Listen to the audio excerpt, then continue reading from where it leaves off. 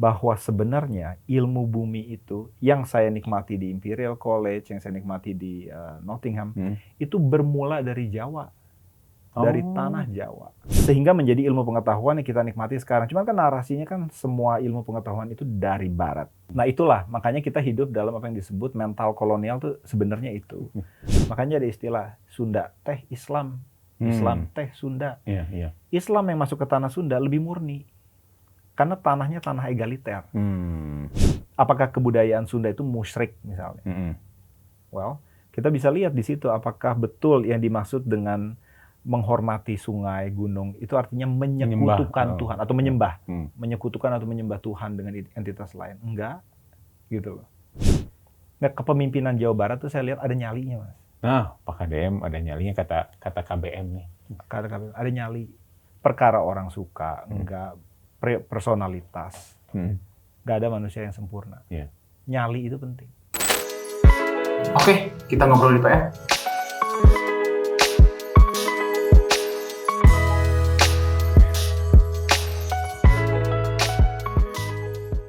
Assalamualaikum Sobat PR, hadir lagi di Ngobrol di PR. Ngobrol-ngobrol yang menarik-menarik lah. Hari ini kita ngobrol dengan KBM, bukan KDM ya, tapi KBM. Bagus Mulyadi. Beliau YouTuber terkenal, dosen juga di luar negeri sana di Nottingham ya. Iya, Nottingham. Diaspora kita yang cukup dikenal, sangat dikenal, apalagi punya program YouTube juga ya di Chronicle itu yang menarik. Nah, kenapa kita mengundang ini? Karena beliau nama juga kokoh bagus. Berarti dari Tionghoa, tapi dia menginisiasi sebuah sebuah momentum perjalanan penting untuk bisa Indonesia di Jawa Barat, dimulai di Jawa Barat, yaitu membuat sebuah ensiklopedia Sunda, namanya Ensiklopedia Ki Sunda. Dia bikin 3 jilid gitu, dengan beberapa penulis. Dan yang menariknya, yang bikin penasaran, kenapa kok malah seorang kokoh yang bikin gitu ya, yang menginisiasi munculnya sebuah ensiklopedia Sunda. Tadi baca sekilas memang menarik sih di ensiklopedia ini, tidak terlalu banyak gambar, tidak banyak ilustrasi, tapi tulisan-tulisan yang memang mengarahkan bahwa Sunda itu bukan hanya sebuah suku, tapi ada nilainya di sana, ada sebuah kebudayaan dan sebuah ideologi gitu. Nah, kita mungkin nanti ngobrol mengapa akhirnya muncul ide bikin itu. Sebenarnya ini bukan inspirasi dari saya, setidaknya bukan hanya dari saya. Sebenarnya dari Pak Gup, dari Kang Deddy gitu. Dan buku ini ditulis bersama dengan BP2D, Pemprov Jabar, dengan penulis 7-9 tim ahli, 20. Jadi 20 tim dari BP2D. Jadi ini karya bersama. Karya bersama. Kolaborasi banyak pihak ya. Betul. Walaupun idenya itu lahir dari diskusi saya dengan Kang Deddy sekitar 1 tahun yang lalu. Gitu. 1 tahun yang lalu. Pas, berarti 2024, 2025? 2020, awal 2025 kelihatannya. Setelah dilantik. Pokoknya sebelum dia dilantik. Sebelum dilantik, berarti dilantik. 2000. Akhir 2024 ya, mungkin ya. Jadi memang sebelum bertemu dengan Kang Deddy itu, kalau suka lihat kanal Chronicles yang saya asuh bersama rekan-rekan, atau mungkin di media-media populer lain ketika saya sebagai tamu podcast, memang saya sering sekali mengangkat kearifan lokal atau warisan leluhur begitu. Jadi ini sebenarnya inspirasinya tuh pertama kali ketika saya ini seorang ilmuwan ilmu bumi sebenarnya. Eksak ya.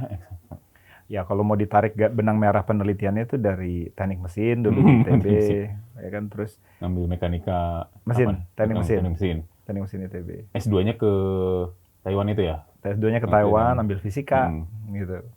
Nah, saya kerja sebagai peneliti itu di Departemen Matematik di Perancis, di Departemen Ilmu Bumi di Imperial di London. Kemudian saya sekarang dosen teknik kimia.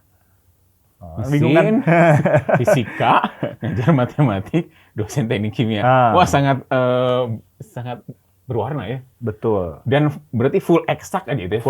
Full eksak ya? Nggak ada hubungannya sama kebudayaan sebenarnya. Lalu bersentuhannya gimana?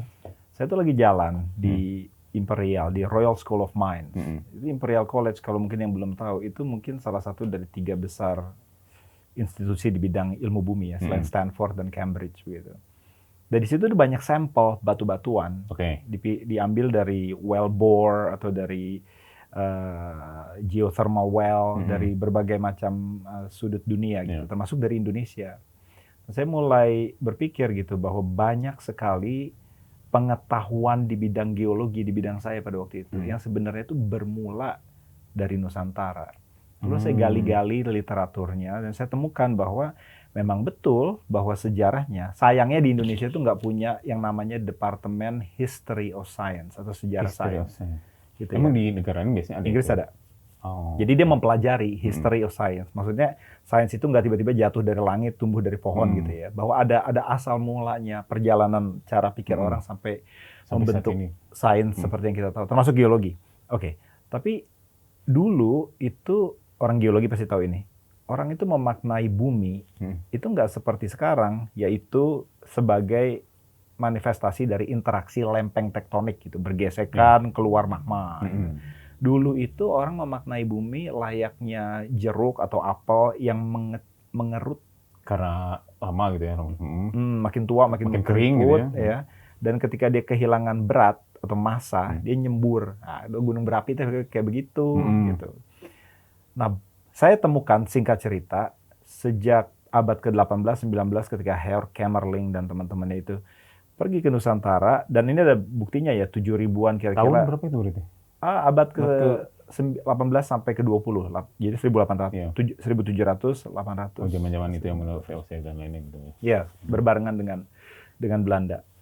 Nah, mereka baru tahu ketika mereka mempelajari fenomena geologik di Yogyakarta misalnya, bahwa ketika ada gemuruh di laut pantai selatan, laut selatan, itu hampir selalu dibarengi oleh letusan Gunung Merapi. Nah, orang Yogyakarta itu memaknainya sebagai hubungan antar penunggu, goddess dan god. Jadi Nyai Roro Kidul dengan penunggu Gunung Merapi.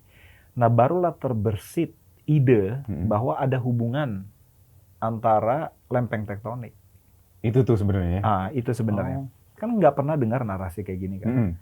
Bahwa sebenarnya ilmu bumi itu yang saya nikmati di Imperial College, yang saya nikmati di Nottingham, itu bermula dari Jawa. Dari tanah Jawa. Itu loh. Dari tadi ya, dari si gemuruh laut, ada interaksi dengan gemuruh api.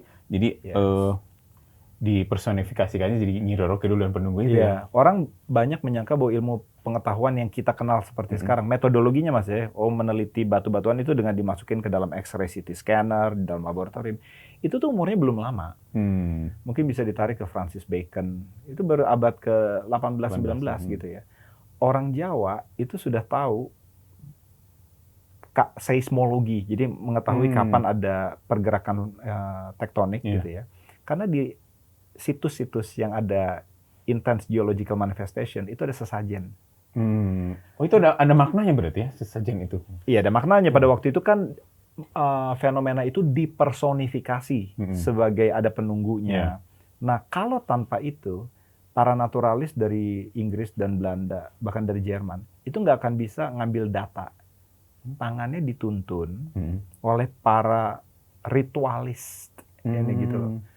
Sehingga menjadi ilmu pengetahuan yang kita nikmati sekarang. Cuman kan narasinya kan semua ilmu pengetahuan itu dari barat. Padahal nah, itulah makanya kita hidup dalam apa yang disebut mental kolonial tuh sebenarnya itu.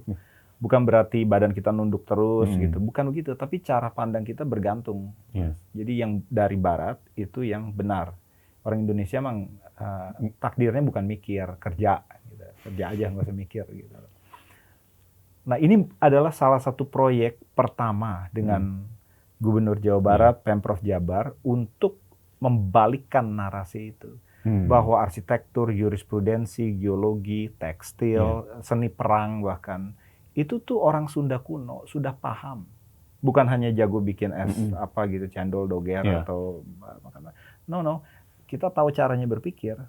Nah, ini adalah proyek ambisius. Inilah dekolonisasi yang sebenarnya. Membebaskan cara pikir yang bergantung gitu. Ini dibalikan lagi ke sana nanti ya? Nah, ini makanya akan diterjemahkan ke dalam bahasa Inggris. Kemudian kita akan buat beberapa diseminasi, misalnya di universitas, seperti termasuk universitas saya di Nottingham, supaya kita bisa memberitakan kepada orang peneliti luar bahwa ini cara pandang orang Sunda. Yang tahu bagaimana caranya hidup berdampingan dengan gunung berapi, atau mempelajari tentang siklus karbon, atau mempelajari tentang tata kota, mempelajari tentang toponimi gitu ya. Ini cara pandang leluhur kami. seperti itu. Dan ini belum pernah ada. Biasanya ensiklopedia itu sifatnya ontologik aja, maksudnya deskriptif, ini apa, itu apa, gambarnya banyak seperti itu. Nah, kita mau agar supaya orang Sunda itu tahu leluhur saya, bapak moyang saya gitu kasarnya gitu ya. Itu ahli geologi, ternyata, ahli botani. Seperti itu. Dan dokumentasi itu jarang ada di kita ya, ketika menyusun ini gini. Nggak ada.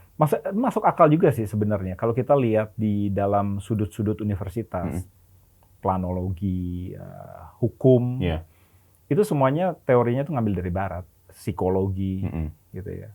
Itu semua ngambil dari Barat, gitu loh. Jadi wajar aja, nggak pernah ada yang seperti ini, gitu loh. Atau mungkin ada, saya nggak tahu, bisa aja ya. Tapi saya belum pernah lihat, gitu loh. Dan ini proyek pertama, dan sebenarnya Nusantara itu begitu kayaknya. Kalau kita bicara bukan hanya konteks Sunda, Bugis, mungkin Sumatera, Ternate, Sumbawa, itu mereka punya sendiri warisan leluhur dia. Memang belum terdokumentasikan aja belum terkodifikasi ya. Ini bisa menjadi membuka kotak Pandora ya kalau saya mengatakan itu ya, karena ini baru satu aja di Jawa Barat gitu ya, di Sunda, memiliki Sunda. Mudah-mudahan sih akan menginisiasi daerah-daerah lain untuk mengangkat seperti hal ini ya. Permasalahannya biasanya riset, cara pikir itu bukan agenda daerah, Mas. Gitu loh. Biasanya kalau kita bilang ini riset tentang geologi, orang melihatnya Kemendikbud-Saintek gitu, Kemenristek atau Kemdikbud, selalu ngelihatnya pusat atau BRIN di pusat. Ya walaupun BRIN punya BRIDA gitu ya. Tapi ini kalau mau buka kontak Pandoranya itu tadi, daerah itu harus punya agenda riset, harus punya kepemilikan akan riset. Sekarang belum. Belum ada, satu pun belum ada. Ya paling lewat BRIDA, tapi BRIDA masih konteksnya tuh masih perputaran staf aja. Maksudnya harusnya gini Mas ya, Unhas itu paling paham tentang ilmu nenek moyang orang Bugis atau orang Sulawesi. ITB itu harus paling paham tentang warugan lemah, gitu. Harus paham tentang arsitektur Sunda. Tapi kita belum punya identitas itu. Universitas itu lepas dari letaknya ada di mana, kelihatannya nggak terlalu berhubungan dengan ilmu dari leluhur di daerah tersebut. Kalau di Inggris nggak begitu. Nottingham punya legacy di bidang coal mining, karena memang dulunya miners. Southampton, Portsmouth itu di daerah pesisir, memang jago maritim. Jadi benar-benar sih kearifan lokal itu menginfluensi kampus-kampus untuk memperkuat potensi-potensi daerahnya. Iya harusnya kan jadi dia punya identitas harusnya kampus. Nah, kita nih belum ada, gitu loh. Nah untuk menginspirasi daerah-daerah lain untuk membuat ini, kan mesti ada aktornya. Betul. Nah, aktornya universitas dong. Kan ini kan proyek ensiklopedia yang bikin dosen semua.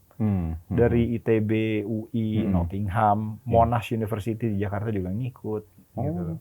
Banyak ini ya, banyak bidang ilmu ya? Banyak. Ada matematikawan, geographers, filolog, sejarawan. Multidisiplin? Ya. Jadi nggak hanya ahli sejarah nyatet. Nggak, iya karena kan kalau tadi sekilas ya ada cerita soal geologinya wilayah Jawa Barat seperti itu ya. Terus bagaimana itu menghubungkan sebuah cerita folklore menjadi sebuah kejadian di alamnya seperti apa. Itu menyambungkannya gimana? Gini Mas, bukan cuma sekedar bercerita ya bahwa ini loh leluhur kita tahu tentang mengukur resiliensi daerah tertentu terhadap tanah longsor. Tapi mesti diuji. Kita kan nggak bisa rame sendiri gitu. Wah leluhur kita hebat, nggak ada yang percaya gitu. Seru sendiri gitu. Masih ada bukti ya? Masih ada bukti. Kita kan main di domain knowledge gitu ya. Kita kan bukan bercerita terhadap orang sendiri. Kita kan bercerita kepada dunia. Nah jadi contohnya itu, kenapa mesti ada geolog di dalam epistemologi Ki Sunda atau ensiklopedia Ki Sunda? Karena dia mengecek salah satu karya literatur kunonya namanya Warugan Lemah. Warugan Lemah? Warugan Lemah itu paling cuma 3-4 lembar daun. Apa tuh warugan lemah itu apa? Warugan lemah tuh tanah. Tanah. Gitu. Warugan saya nggak tahu artinya apa. Pokoknya ilmu tentang tanah. Gitu ya. Jadi dibilang sebagai rule of thumb gitu ya, bahwa orang Sunda itu kalau bikin bangunan, tanah di depannya landai ke utara, timur, barat atau selatan, itu ada konsekuensinya. Ada itu disebut. Kalau landainya ke utara, turun ke utara gitu ya, disebut telaga Hangsa. Indah lah pokoknya bagus. Kalau ke selatan, ambek petaka. Oh, bahaya. Ya, barat dan timur itu nggak bagus, tapi nggak seburuk selatan. Jadi kalau mau bangun rumah, tanahnya di depannya itu landai ke selatan, mesti punya sesajen, ngusir arwah, segala macam. Orang kan anggap ini mitos. Iya, nggak betul apa musyrik lah gitu ya kalau musyrik atau apa. Nah kemudian di tahun 2019, jurnal publikasi geologi sekuler, Geoscience Letters, peneliti dari Michigan University, walaupun ada beberapa orang Indonesia juga, itu mengukur titik-titik rawan tanah longsor di Kota Bogor. Oke, ya. Dan memang tepat ditemukan, bukan hanya bahwa yang utara paling bagus, tapi berurutan. Nggak bisa asal ngomong kan. Kalau memang leluhur kita bisa berpikir, dia harus bisa menyelesaikan masalah praktis. Itu bedanya dengan ensiklopedia yang sudah yang hanya deskriptif gitu. Kuliner kan berarti ensiklopedia yang lainnya kan bisa membahas kuliner dan lain gitu ya. Jadi misalnya nih konsep tentang patanjala. Orang Sunda tuh kalau bikin lingkungan atau bangunan atau kota itu kiblatnya bukan seperti negara-negara kontinental, tapi kiblatnya itu mata air. Menghadap ke sana. Iya, atau harus bersekitaran mata air dengan bujur lintang tertentu. Sampai sedetail itu ya? Sampai sedetail itu. Itu kan mesti bisa dibuktikan. Maksudnya harus bisa dibuktikan bahwa itu punya efikasi untuk misalnya groundwater transport atau pollutant dispersion, penyebaran polusi. Dan itu dimodelkan salah satunya di dalam ensiklopedia itu. Riset saya sendiri. Jadi pakai komputer. Dan terbukti ya? Iya memang gitu loh. Kalau kotanya seperti ini, kalau ada angin masuk polusinya seperti itu, benar nggak kata leluhur itu yang paling bagus? Jadi gini, poinnya gini, konsepnya tuh kalau kita masuk ke dalam dunia science, bikin teori itu harus yang disebut falsifiable, bisa dipalsukan. Maksudnya gini mas, teori itu kita tahu benar atau salah gimana? Bisa diuji, bisa dibuktikan salah. Jadi ini bukan gini mas ya. Warisan Sunda itu bukan kayak seperti ini. Anda pasang susuk, kalau percaya dengan sepenuh hati, jodohnya akan datang. Misalnya kayak gitu tuh. Terus pasang susuk, seminggu kemudian jodohnya belum datang. Ditanya, kok nggak datang? Ya karena Anda tidak percaya sepenuh hati. Nah teori kayak gitu tuh nggak bisa dibuktikan salah. Ya, tidak bisa dibuktikan salah ya? Iya, apa aja, mohon maaf, apa aja lu bilang pasti teorinya benar. Nggak kayak gitu kita ngomongnya. Gitu loh, ini teori serius, bisa dibuktikan salah. That's decolonization. That's Sundanese local wisdom, kearifan leluhur. Nah, kita bicara tentang itu. Kayaknya banyak yang akan dibahas nih. Kita masuk ke segmen kedua.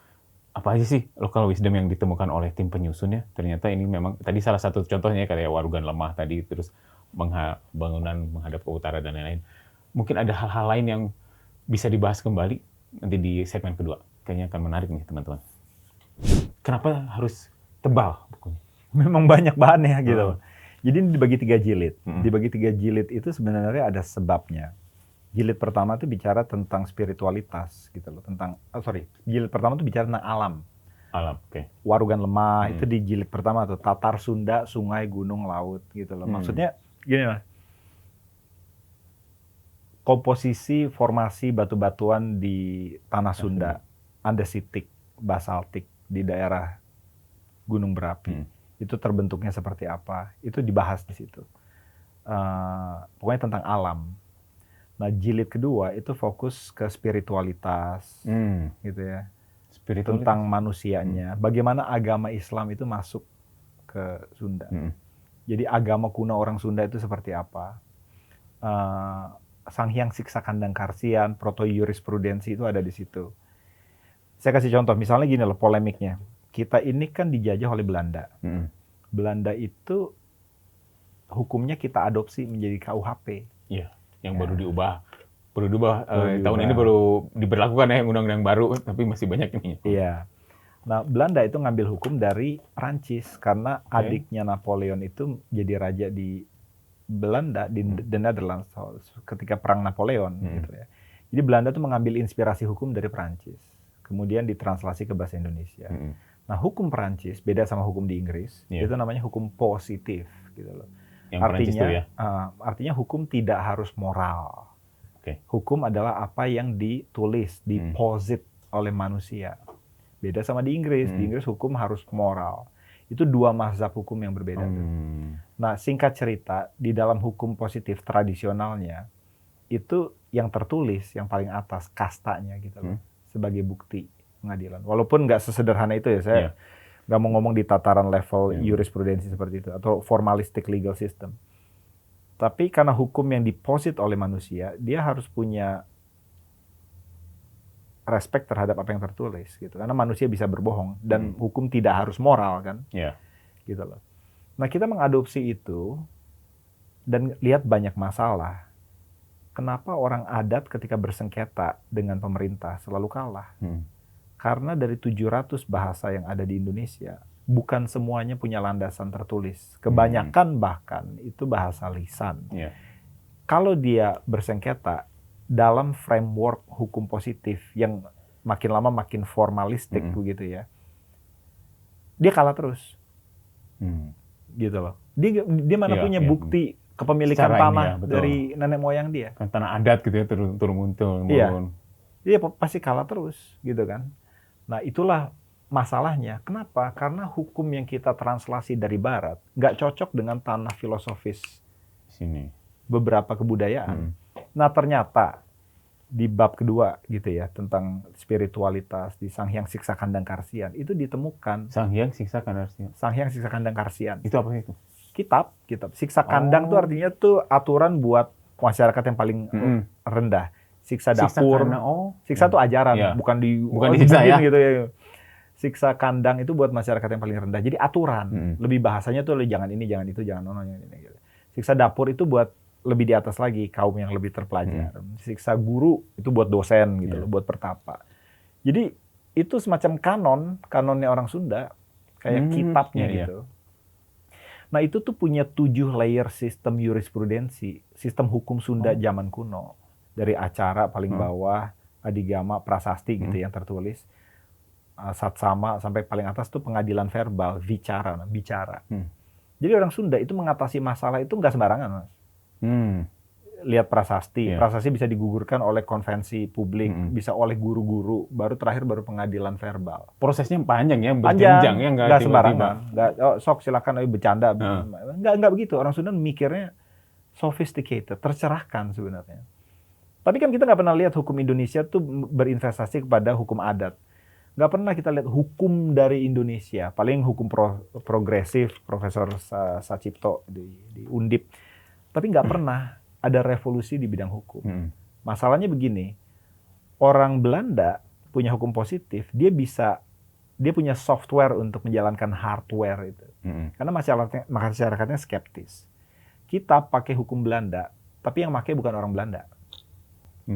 Yang pakai orang kita. Untuk warganya, untuk orang kita ya. Iya, yang nggak skeptis orangnya. Jadi apa yang tertulis tidak bisa dipertanyakan lagi. Makanya orang kalau ditanya, kenapa kamu berbohong atau gimana? Enggak, buktikan aja di pengadilan. Nah, orang sering ngomong begitu tuh. Buktikan aja di pengadilan.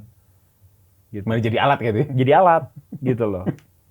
Nenek moyang kita lebih luar biasa cara berpikirnya seperti itu. Kan elegan tuh, Mas. Itu detail ya. Untuk orang fakultas hukum melihat ensiklopedia ini berpikir deh, bisa nggak kita berinvestasi akan sistem hukum yang baru, jurisprudensi gitu. Itu di jilid kedua. Kebayang jadi kan mengapa harus panjang. Islam masuk tuh seperti apa? Misalnya gini, apakah Islam itu lebih dipengaruhi dalam asimilasinya dengan masyarakat Sunda kuno itu oleh Hindu-Buddha atau oleh tarekat tasawuf? Apakah tanah spiritual Sunda ketika dia menerima Islam itu sama dengan Jawa? Gitu loh. Orang Sunda lebih egaliter. Makanya ada istilah Sunda teh Islam, Islam teh Sunda. Islam yang masuk ke tanah Sunda lebih murni. Karena tanahnya tanah egaliter. Gitu loh. Mungkin nggak egaliter sejak Mataram segala macam, itu urusan lain gitu ya. Sunda itu egaliter. Gitu loh. Dia lebih bisa menerima Islam. Karena ketika Islam masuk kan monoteistik, Mas. Di Sunda itu udah ada Sang Hyang Tunggal, sudah ada konsep tentang keesaan, nggak politeistik. Gitu loh. Ada hierarki. Sejak dulu ya udah kayak gitu. Jadi masukin, mohon maaf, tauhid gitu. Itu natural. Jadi emang udah ideologinya sebenarnya udah gitu ya? Ideologinya udah kompatibel dengan Islam, gitu loh. Banyak daerah-daerah yang nggak kompatibel dengan Islam karena dia punya kejawen misalnya. Itu lebih hostil terhadap Islam. Sunda lebih banyak dipengaruhi oleh tarekat dan tasawuf di daerah pesisir. nggak lebih banyak dipengaruhi oleh Sunda, Hindu dan Buddha. Itu kan orang harus tahu. Apakah kebudayaan Sunda itu musyrik misalnya? Well, kita bisa lihat di situ apakah betul yang dimaksud dengan menghormati sungai, gunung itu artinya menyekutukan Tuhan atau menyembah, menyekutukan atau menyembah Tuhan dengan entitas lain. Enggak, gitu loh. Kompatibel. Nah itu kan membuka, ini kan bukunya hanya membuka diskusi kan. Diskusinya di bidang religious study bisa panjang itu, dan saya bukan orang itu. Itu jadi banyak akan menggali tulisan-tulisan baru sebenarnya kalau ini tuh sebenarnya bisa buka disiplin bahkan disiplin baru. Nah bab 3 tentang teknologi, seni perang, formasi perang. Apa yang menarik di situ? Ada nggak yang ternyata ilmu-ilmu itu dipakai loh sampai saat ini gitu? Caranya bikin arsitektur, atapnya harus ijuk gitu misalnya. Kenapa? Karena ada resistensi terhadap gempa bumi. Itu masih bisa dipakai dan harus dipelajari oleh teknik sipil. Teknik sipil ITB. Apa sih, Unpad juga nggak apa-apa. Gitu, harus dipelajarin gitu. Oh, ada teknik perang juga ya?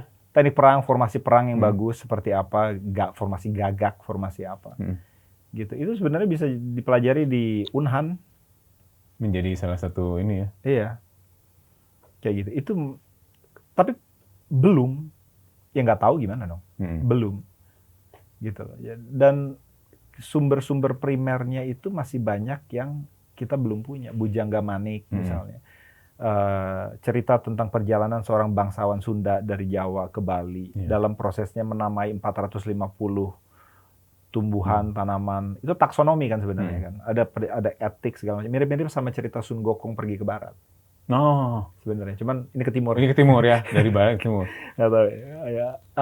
Itu kan ada di mana? Ada di nggak ada dokumennya, nggak di sini ya? Di Bodleian Library di Oxford. Gitu loh. Pernah kesana berarti, pernah ngeliat itu sih? Belum pernah lihat, saya belum pernah lihat. Kan saya bukan bidang filolog ya. Gitu. Bodleian Library-nya saya sering lewat gitu loh. Tapi dengan kok bagus ngomong gitu cerita gini, kayaknya menjadi sebuah apa ya? Apa sih? Ilmu baru yang sangat luas dan bisa banyak dieksplor oleh berbagai orang. Banyak. Sebenarnya sih, Mas. Waktu mulai saya juga kan, tadi saya bilang saya bukan orang Sunda. Saya mah diadopsi aja gitu. Kuliah di ITB gitu. Jadi nggak terlalu pede gitu, karena orang tua saya bukan orang Sunda. Pikiran, ya mungkin, iya juga kali, mungkin kaya akan. Makin kemarin makin yakin. Bahwa? Gitu. Sejak ketemu dengan Kang Hasmir, Kang Atep Kurnia, Jajang Rohmana, Aditya Gunawan, itu kan orang-orang peneliti Sunda semua tuh, geolog, salah satunya mantan PhD student saya, orang matematik. Orang matematik mulai?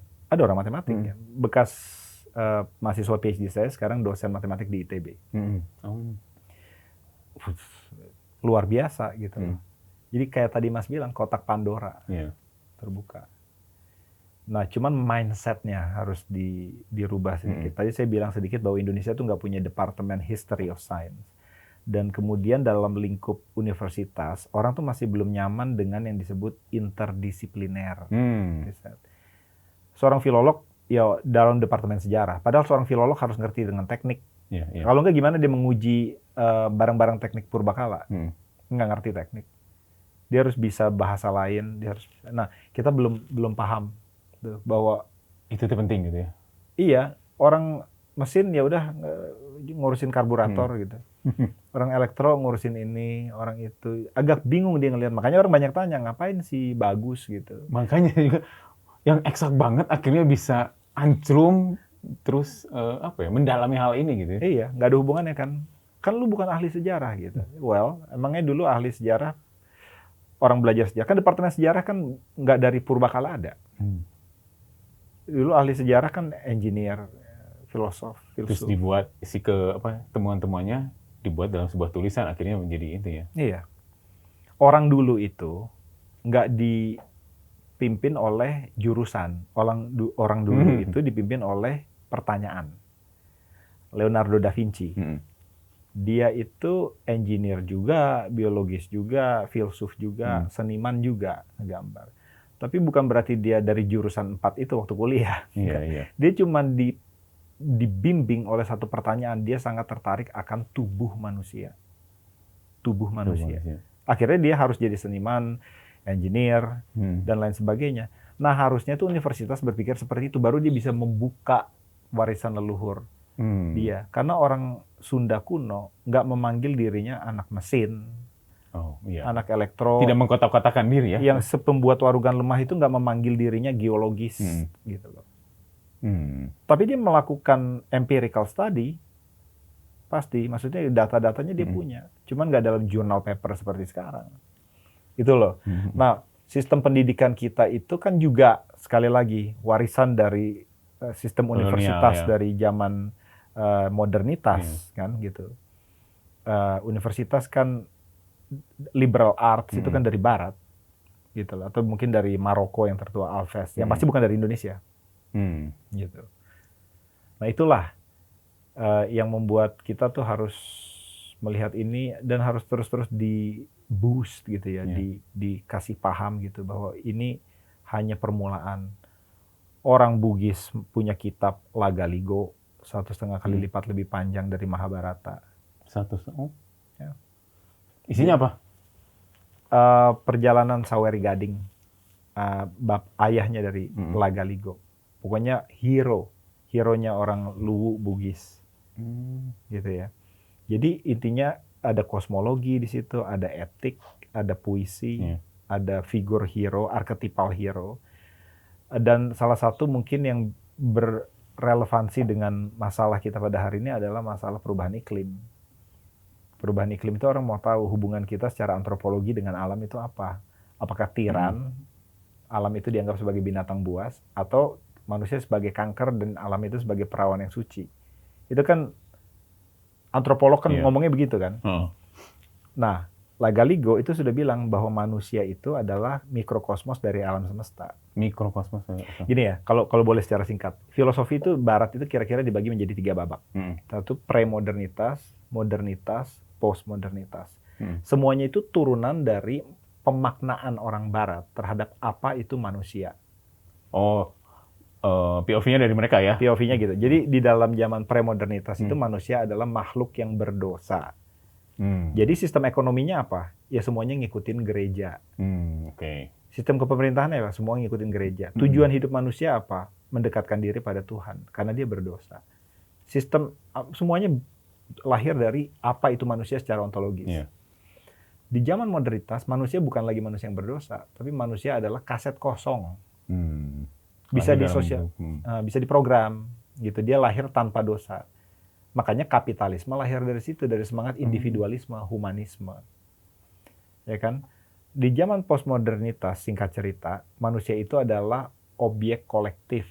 Nggak penting lagi saya Bagus Mulyadi atau Mas Satria, yang penting saya tuh misalnya straight gitu ya, orang nggak LGBT atau orang kaum tertentu tertindas, grup identitas saya yang penting. Poinnya, apapun itu dari 3 babak, alam itu letaknya sekunder. Manusia jadi yang pusatnya ya? Pusatnya manusia, ya kan? Alam itu punya hak, punya nilai, semata-mata karena dia punya guna akan manusia. Bukan sebaliknya ya? Bukan sebaliknya. Makanya dia pusing memaknai masalah perubahan iklim. Kan harus etiknya harus dibentuk kan? Kan sains nggak bisa bergerak sendiri, harus ada landasan etik. Nah, akhirnya kita ngikutin teorinya Aldo Leopold, teorinya ekofeminisme yang lahir dari modernitas sebenarnya. Nah, singkat cerita, orang Bugis sudah tahu letak alam di dalam kosmos. Manusia itu penjaga keseimbangan. Penjaga mestinya ya? Iya, karena dia lahir dari dunia bawah laut dengan dunia atas laut. Makanya dia, mohon maaf, buang air kecil di sungai dia nggak mau, nggak bisa. Oh gitu? Nggak boleh. Orang lihat itu sebagai mitos kan. Bukan itu poinnya, saya juga tahu itu mitos. Poinnya adalah itu landasan etik. Kan agak kagok gitu, masa kita ke dunia diajarin caranya memanggil alam semesta itu ibu gitu misalnya. Iya kan, Ibu Pertiwi. Ibu Pertiwi kan kita udah tahu. Nah, orang Sunda misalnya ya, Tritangtu, Sili Asi, Sili Asa, Sili Asuh. Itu tuh intinya tuh hubungan manusia dengan alam. Sili Asa, Asuh, Asih itu alam sebagai guru, sebagai orang tua, sebagai raja. Oh, jadi sebenarnya itu bukan hanya hubungan interaksi di antara sesama manusia, Sili Asa, Sili Asi, Sili Asuh ya. Kan yang banyak dimaknai itu kan itu ya? Bukan hanya itu. Asuh, asa, asi itu adalah kerjaan bapak atau ibu, kerjaan raja, kerjaan guru. Mengasah tuh guru. Kita potong dulu. Kayaknya nih KBM sama KDM filosofinya sudah hampir sama ini. KDM. Nanti kita bahas di segmen ketiga. Siap. Tadi menarik, sili asah, sili asah. Sili asah, sili asih, sili asuh. Ya. Persepsi kami, saya ya, selama ini itu hanya berhubungan antara interaksi dengan manusia. Tapi tadi Ko Bagus ngomongnya malah itu justru dengan alam ya. Alam. Dan ini udah mirip-mirip, maksudnya bukan mirip-mirip, itu juga yang selalu di, Pak KDM bicara soal itu ya. Kesundaan, soal dengan alam. Dan tadi menarik, bukan menyembah sebenarnya, justru menghormati alam. Bukan menyembah itu artinya menyekutukan Tuhan gitu kan. Ada yang didewakan atau disembah gitu loh. Ini mengkonservasi etos, etik gitu loh. Jadi sebenarnya benang merahnya itu alam sebagai guru, ibu, dan raja. Makanya Tritangtu. Ya, Tritangtu. Prabu, Rama, Resi.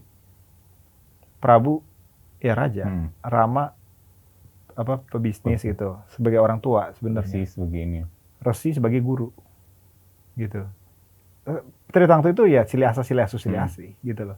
Nah, ini kan cikal bakal dari sebenarnya trias politika, gitu loh, representatif demokrasi. Itu ada hubungannya ke situ. Cuman nggak pernah dibahas sampai di situ. Sistem itu pembagian kekuasaan tuh, ya, bahwa Rama tuh nggak boleh ke resi-resian, Prabu nggak boleh ke rama-ramaan, pembagian konflik of jelas interest. gitu ya udah ini ya.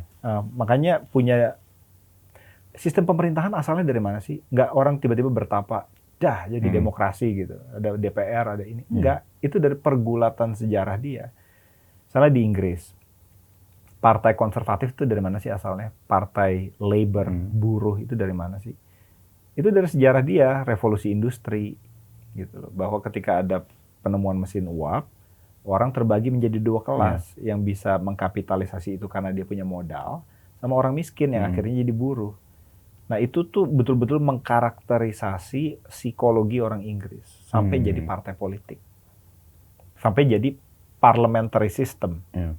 Kan di Inggris kan ada shadow government, presiden dipilih oleh partai. Itu tuh ada sejarahnya.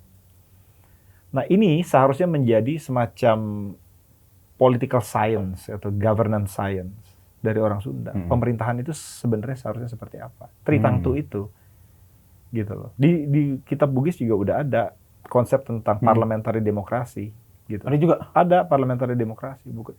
Raja di dalam kitab Lagaligo itu nggak tiba-tiba dipilih Tuhan, enggak. Ada proses dewan.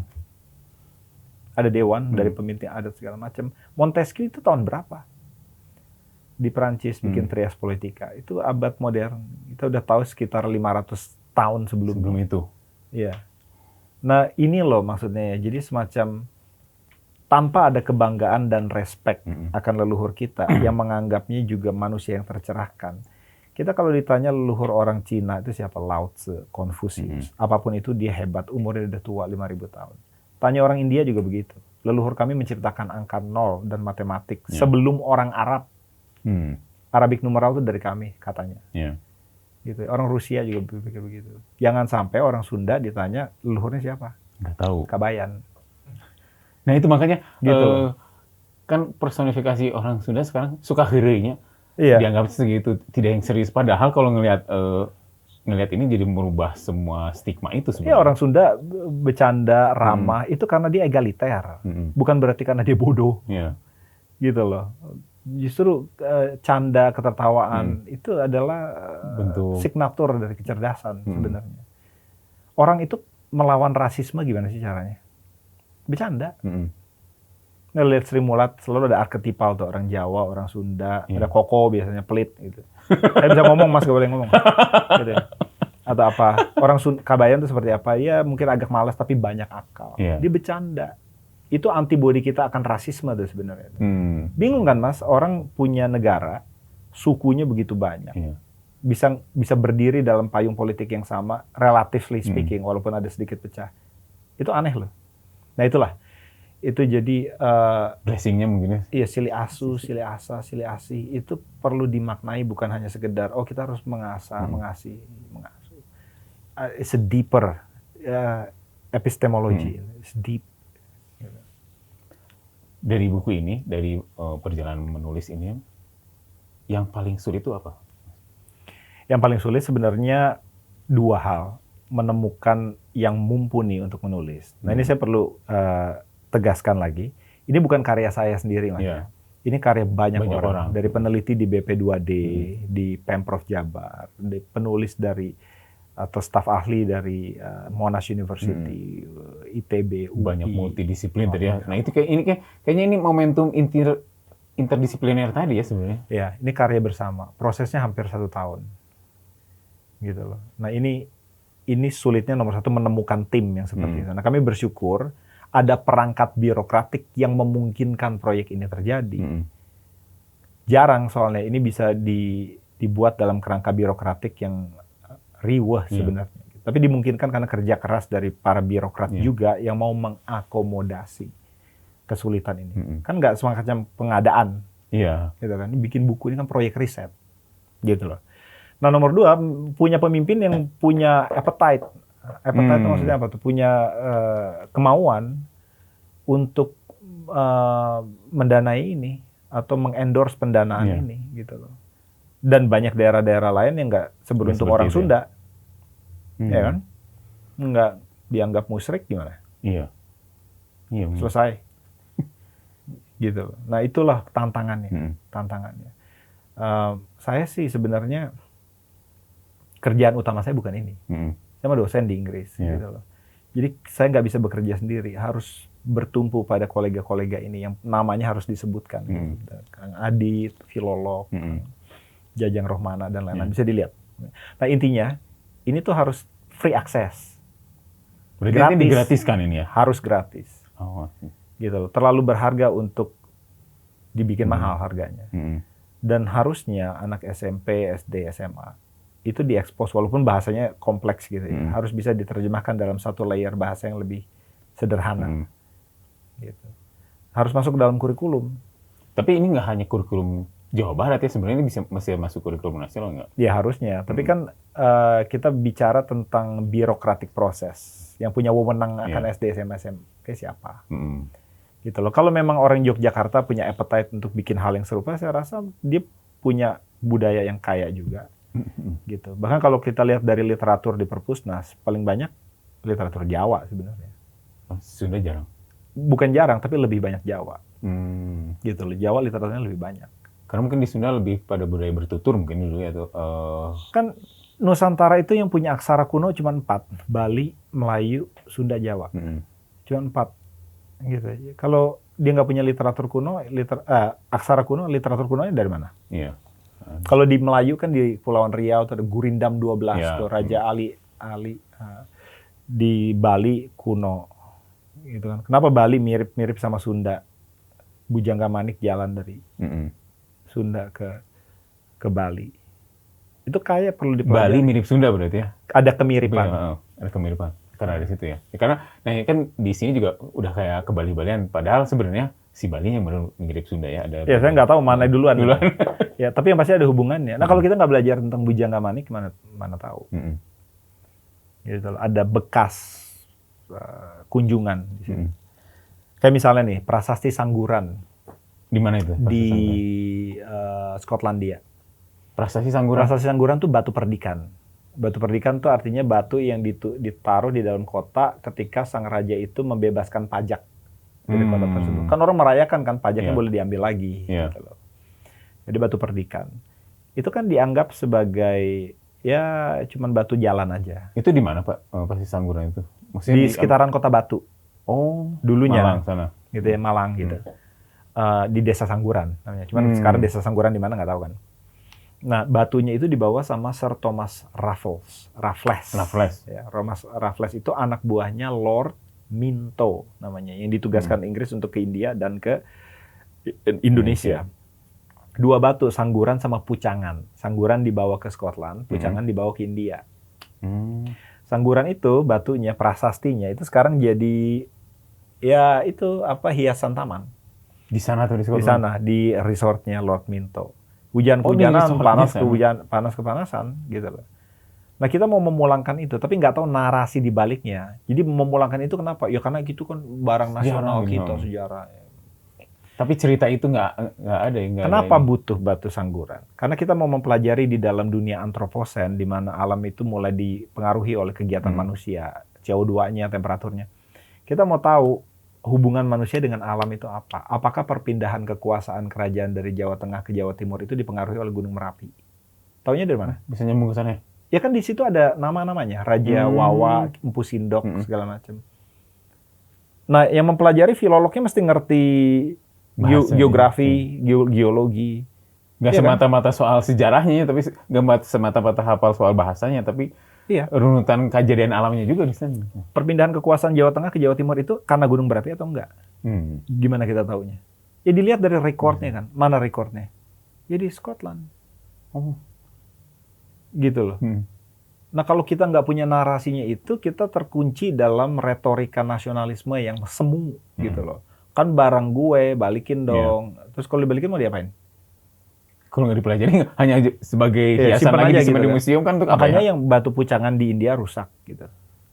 Karena mungkin iklimnya nggak sebagus di Scotland. Gitu kan. Nah saya bikin conference di Scotland, di Glasgow. Saya yang danain. Tentang itu. Bisa dicek saya kan tulis di surat kabar di Scotland, The Herald Scotland, bahwa orang Scotland itu memegang barang kolonial dari Indonesia. Narasinya mesti dibentuk, Mas, bahwa itu adalah kunci kita mengetahui tentang antroposen, zaman epoch antroposen untuk perubahan iklim.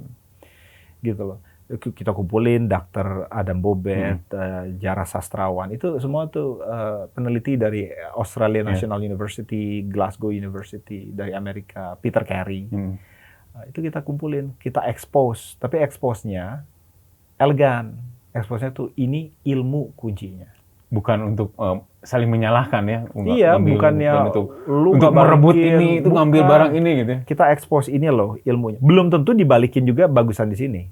Iya, belum tentu. Malah. Tahu nggak? Misalnya gini nih, itu Lagaligo, itu karya apa kan rentan banget ya, umurnya udah ratusan tahun. Itu dalam kertas atau lontar atau apa sih? Lontar kelihatannya gitu ya. Saya sendiri belum pernah lihat ya aslinya ya. Baru lihat terjemahannya. Kan ada 12 jilid, baru 4 yang diterjemahkan. Itu di sana nggak boleh masuk kan, humiditas, temperatur, semua dijaga.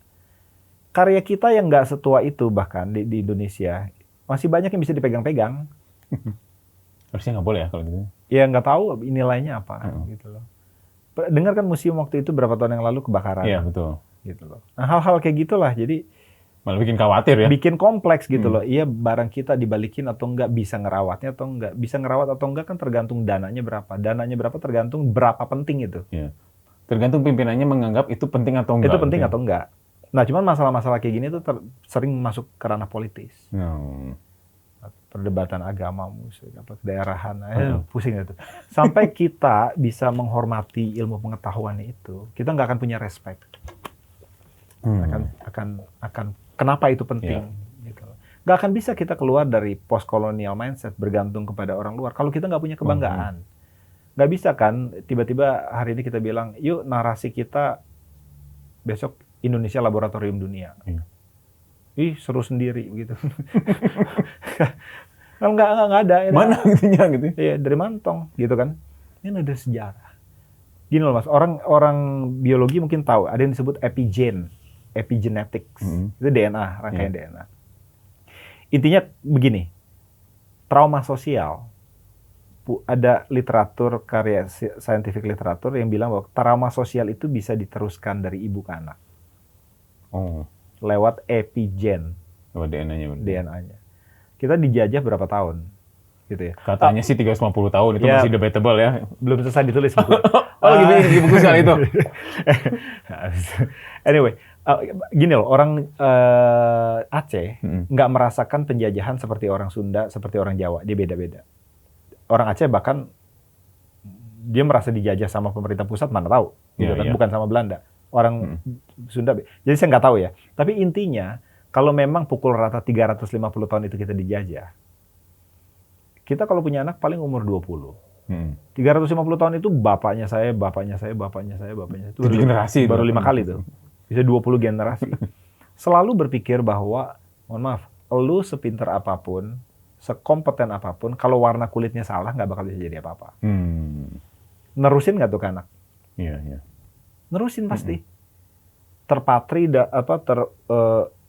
ukir dalam gestur badan kita, ketakutan kita akan pemimpin, gitu loh. Ketidakkritisan cara berpikir kita. Itu nggak bisa dalam sehari selesai loh, Mas.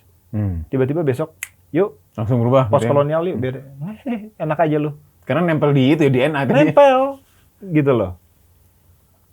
Itu harus pelan-pelan, dan harus lahir dari budaya yang otentik. Nah, kesundaan, kejawaan, kebugisan, itu pun juga lama waktunya. Gitu loh. Itu antibodinya. Iya. Itu antibodinya. Nggak bisa difabrikasi. Dia harus lahir otentik dari bapak saya orang Sunda. Orang Sunda teh hebat. Gitu. Buku ini kayaknya bisa menjadi pintu masuk ke sana ya. Orang mengubah mindset dirinya sendiri. Tidak lagi tadi DNA-nya berubah juga kan, harus bertahap gitu ya. Sayangnya belum cukup. Buku apalah artinya. Gitu loh. Baru pembuka pintu paling gitu. Belum cukup. Ini jadi oase sih, oase baru sebenarnya kalau mau dibikin gitu ya. Artinya banyak yang bakal bisa digali. Dan tadi kepimpinannya sih ketika KDM, oke, bikin buku ini gitu. Nah, KBM sendiri melihat KDM seperti apa? KDM sebagai saudara sama-sama dari Ciamis gitu. Enggak, bukan. Saya mau orang. Yang paling penting itu pemimpin itu yang punya tulang punggung, Mas.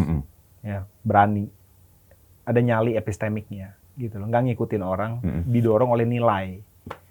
Bukan oleh unsur-unsur politik. Itu nomor 1. Nomor 2, kita tuh paling parah tuh eksploitatif ekonomi. Makanya daerah-daerah yang paling banyak sumber daya alamnya, juga paling, mohon maaf, paling sulit untuk ilmu pengetahuan maju di situ.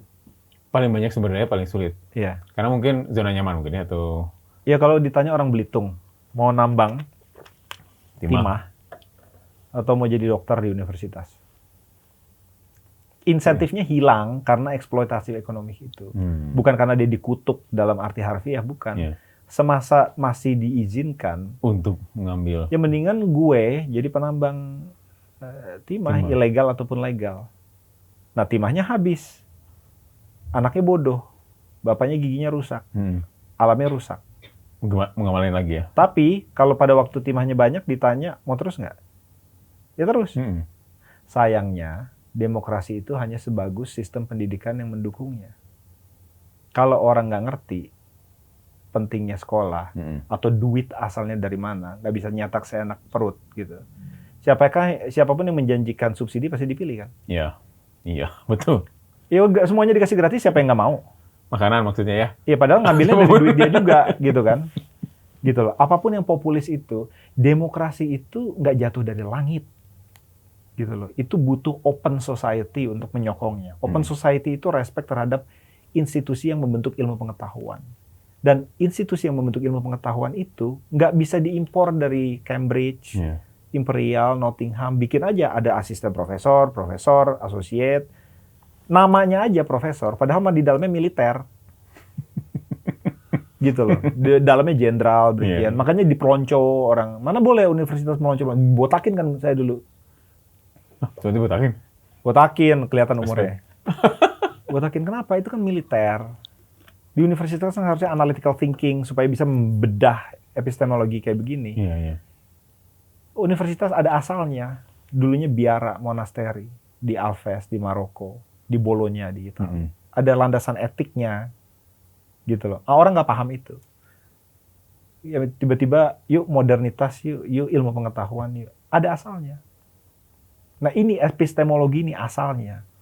Gitu loh, bagaimana kosmologi orang Sunda.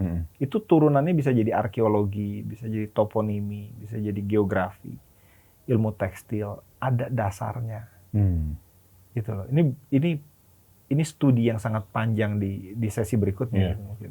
Oh, ini ada ensiklopedia berikutnya. Jadi maksudnya gini, ya mudah-mudahan kan Biaya. Ada biaya.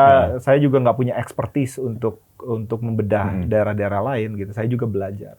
Tapi program Chronicles itu kanal itu adalah sebuah perjalanan untuk menemukan mutiara-mutiara pengetahuan dari seluruh Nusantara. Untuk memberikan platform bagi pendidik, akademisi, periset. Untuk kalau mau idenya didengar, datang ke situ. Karena sekarang isinya semua, mohon maaf, populis. Jadi domain long form conversation kayak gini, itu memberi ruang hanya untuk yang sensasional. Yang mencari viewers saja. Reviewers, memfasilitasi bentrokan. Kalau nggak bercondak, dosen itu harus dikenal idenya. Bukan ngeprank, bukan bercanda. Boleh sih, tapi harus lebih dikenal idenya. Kan dosen ya kaum intelektual ya, harusnya kaum intelektual, dia resi. Seperti itu. Dia resi. Tritangtu itu resi. Orang dulu pergi ke resi itu mau tanya hidup dan mati. Sekarang orang ada COVID, dia nanya dosen atau enggak? Atau dukun? Itu kan poinnya kan. Demokrasi mau berdiri di situ, dosennya nggak dihormati pemikirannya. Jatuh dari langit gitu. Nah itu loh. Nah hal-hal delicate seperti ini itu harus punya landasan identitas. Dan identitas itu lokusnya ada di kebudayaan. Di kebudayaan. Kebudayaan. Maka orang bilang makanya kebudayaan itu kayak direktorat jenderal di bawah Kementerian Pendidikan Tinggi. Gitu. Harusnya dibalik. Pendidikan itu harusnya ke direktorat jenderalan di bawah Kementerian Kebudayaan. Yang lebih luas itu budaya. Di dalamnya ada pendidikan, ada bahasa, ada kultur. Tapi kan kita ngikutin pola yang sangat definisi. Kebudayaan itu art and heritage, UNESCO atau apa gitu. Kebudayaan itu lebih luas. Dan tadi bukan hanya tari-tarian. Macam ya. Kan formatnya budaya, udah ada istiadat dan lain-lain gitu ya. Bukan hanya. Pendidikan itu buah dari kebudayaan. Bagian ya. Bagian. Orang salah mengerti itu. Makanya lu kan bukan peneliti kebudayaan, kok nulis-nulis ensiklopedia susah deh. Susah mengubah mindset kalau gitu. Iya. Ya, gitu loh, Mas. Apa pentingnya buku ini bagi anak-anak muda? Anak muda itu kalau umurnya SD, SMP, SMA, gitu ya. Itu dia apa ya? Nomor satu, nggak semua orang harus masuk ke universitas. Universitas itu barang mahal. Nggak semua orang harus masuk ke universitas. Sekarang kan lagi berlomba-lomba nih ya. Nggak. Kayaknya pengen. Universitas itu barang mahal, gitu loh. Kalau semua orang masuk ke universitas, yang terjadi adalah ya gelarnya jadi murah harganya. Saya sebagai employer ya udah saya nyari anak S2 aja kalau gitu. Gitu loh. Pendidikan dasar itu paling penting buat anak muda SD, SMP, SMA. Cara berpikir, cara ngomong, cara berbahasa itu paling penting. Di Inggris itu punya budaya yang namanya liberal arts. Liberal arts. Jadi anak kecil, termasuk anak saya, itu pertama kali diajarin itu caranya berpikir logik, berbicara, retorik, dan berbahasa, grammar. Nggak diajarin AI. Gitu loh. Pertama diajarin itu dulu. Supaya dia punya pisau bedah analitik dan kritis. Untuk menilai apakah yang ChatGPT hasilkan itu logis atau enggak, bias atau enggak. Gitu loh. Nah kita itu tidak punya pisau bedah itu. Latah dalam jargon-jargon teknokratik. Yang penting electric vehicle, AI, semikonduktor. Itu semua ada turunan itu, Mas. Gitu ya. Nggak bisa tiba-tiba, yuk kita jago AI. Seakan-akan AI itu ilmu dibeli di supermarket gitu. Gitu ya. Permasalahannya sekarang AI itu bisa mengeluarkan narasi apapun. Pisau bedahnya untuk menilai apakah itu benar atau salah. Itu tadi critical thinking, analytical thinking yang dibentuk oleh grammar, logic, rhetoric. Fondasi dasarnya itu sebenarnya. Dasarnya itu. Itu belum jadi budaya di Indonesia. Masih banyak hierarki ilmu pengetahuan tuh. Matematik paling atas, fisika ke bawah. Dulu saya jago gambar, nggak ada yang seneng orang tua. Gitu. Ya yang penting matematik dong, gitu kan. Pentingnya ensiklopedia ini apa? Itu memberikan dasar sejarah dan pengertian bahwa cara berpikir orang Sunda itu untuk menghadapi dunia AI itu seperti apa. Nyambung ke AI ya sebenarnya? Nyambung. Gini Mas, revolusi industri kan ada kurang lebih 4 kali. Kalau AI bisa dilihat yang kelima boleh juga. Mesin uap, listrik, internet, komputer, internet, gitu ya. Mesin uap itu ke listrik itu 300 tahun. Mesin listrik ke komputer atau ke internet itu cuma 30 tahun. Makin sini makin pendek ya. Dari sini ke AI itu hitungan bulan tuh. Gitu. Jadi dunia itu ke depan volatil. Kalau perubahan nggak masuk dari ranah SD SMP, ngarepin anak universitas membuat universitas saya masuk 5 tahun. Karena main Counter Strike dulu, main nggak Mas Bro? Main CS kan 5 tahun. Anak yang masuk universitas sekarang di zaman AI berinvestasi 4 tahun hidup dia pakai duit lagi. Dunia 4 tahun lagi kayak apa kita nggak tahu. Dengan adanya AI makin perubahannya cepet banget ya. Masuk ya, karena makin lama makin volatil dari 300 tahun ke 30 tahun ke 3 tahun, makin lama bulan. Besok berubah kita nggak tahu. Nah, jurusan kita itu makin fragil gitu. Nah, ini memberikan dasar di cara berpikir untuk bisa beradaptasi. Karena sudah teruji berabad-abad gitu loh. Ini namanya konsepnya kalau mau tertarik namanya Lindy Effect. Lindy Effect. Lindy Effect itu sebuah daily di kota New York. Intinya bilang gini, produk non-exhaustible yang nggak bisa habis ya, bukan kayak air gitu ya, tapi kayak pensil atau mouse atau apa yang nggak bisa habis. Itu umurnya makin panjang pula kansnya untuk tetap bertahan. Ide itu salah satunya tuh. Ide itu umurnya makin panjang, makin bisa dia punya kans untuk relevan di masa depan. Masuk ya? Ini udah tua umurnya. Dan terbukti punya efikasi di dunia geologi. Nggak akan besok tiba-tiba obsolete, nggak berlaku lagi. Dan ternyata kalau digali, sangat relate sama kondisi-kondisi sekarang ya, masih ada. Bisa jadi. Tapi kan saintis nggak bicara kepastian. Udah pasti berhasil, belum tentu. Dulu hukum moral tuh mata ganti mata, mulut ganti mulut. Mulut ganti mulut gimana potong. Tangan ganti tangan gitu. Emangnya kita mau bikin hukum kayak gitu lagi? Belum tentu. Kita mesti fair.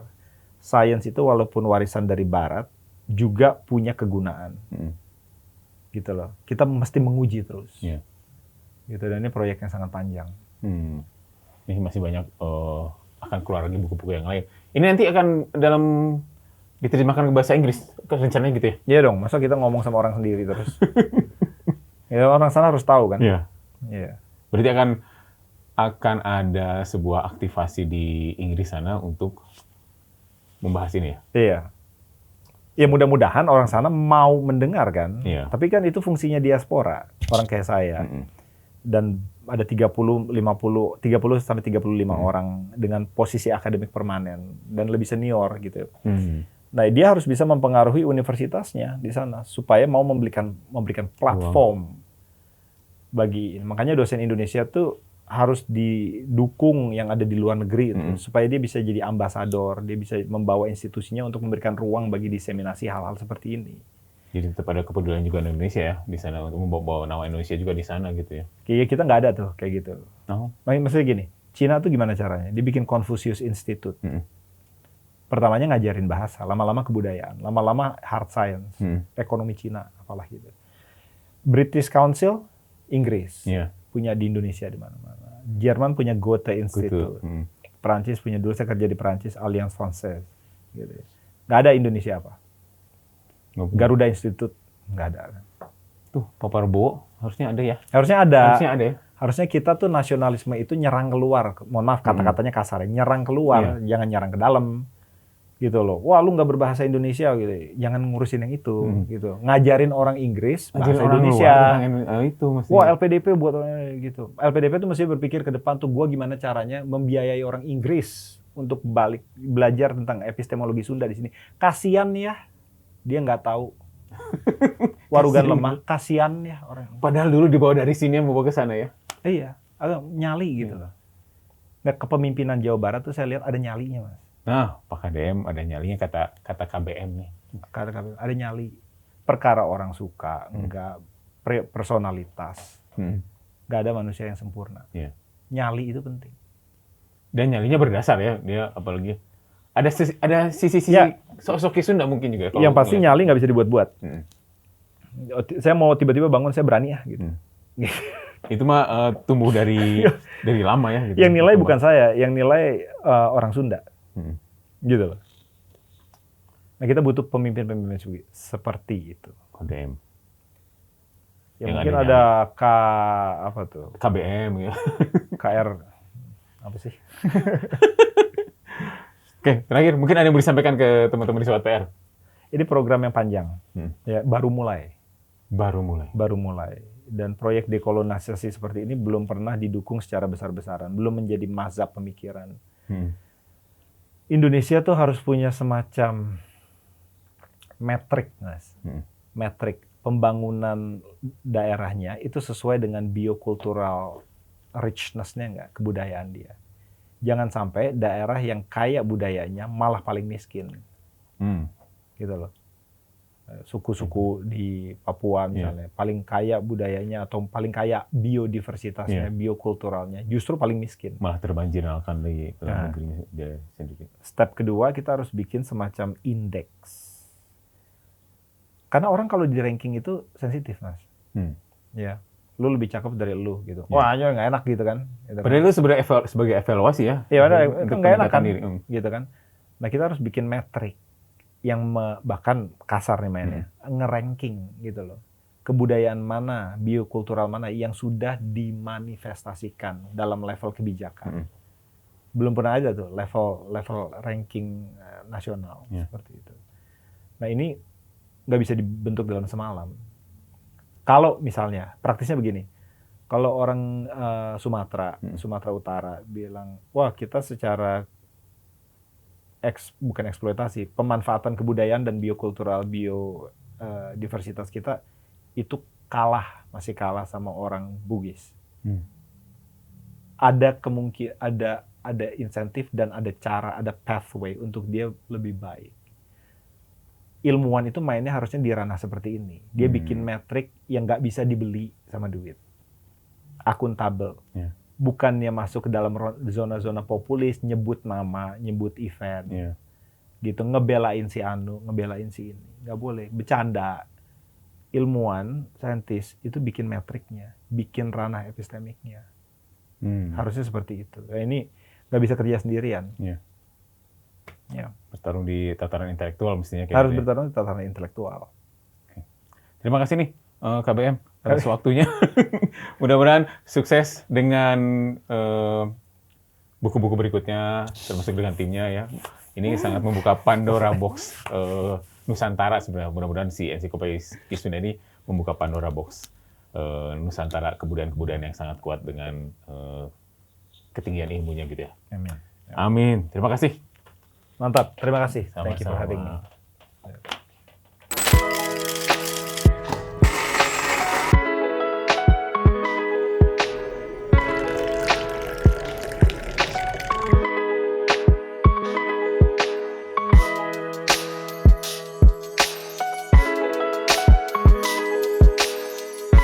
Oke, kita ngobrol di Pak ya.